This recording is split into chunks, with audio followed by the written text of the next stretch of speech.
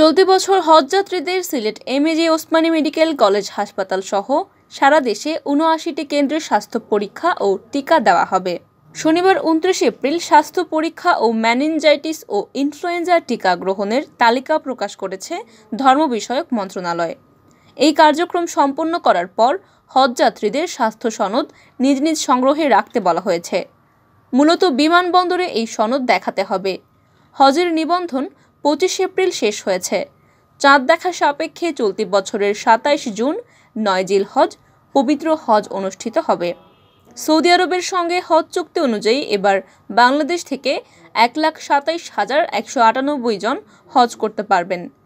কিন্তু এই বছর সরকারি ও বেসরকারিভাবে মোট ১,২০,৪৯১ জন নিবন্ধন করেছেন, আর বাকি কোটা সৌদি আরব ফেরত যাচ্ছে। ২১ মে শুরু হবে হজ ফ্লাইট। স্বাস্থ্য পরীক্ষা ও টিকা দেওয়ার নির্ধারিত কেন্দ্রগুলোর মধ্যে রয়েছে ঢাকা ছাড়া সব জেলার সিভিল সার্জনের কার্যালয়। এছাড়াও রয়েছে ঢাকা মেডিকেল কলেজ হাসপাতাল, স্যার সলিমুল্লাহ মেডিকেল কলেজ ও মিডফোর্ড হাসপাতাল, শহীদ সোহরাওয়ার্দী মেডিকেল কলেজ হাসপাতাল, কুর্মিটোলা জেনারেল হাসপাতাল, মুগদা ৫০০ শয্যা বিশিষ্ট হাসপাতাল, ফুলবাড়িয়ার সরকারি কর্মচারী হাসপাতাল, রাজারবাগের কেন্দ্রীয় পুলিশ হাসপাতাল, বাংলাদেশ সচিবালয় ক্লিনিক, ঢাকা ক্যান্টনমেন্টের সম্মিলিত সামরিক হাসপাতাল, গাজীপুরের শহীদ তাজউদ্দিন আহমদ মেডিকেল কলেজ হাসপাতাল এবং শহীদ আহসানুল্লাহ মাস্টার জেনারেল হাসপাতাল।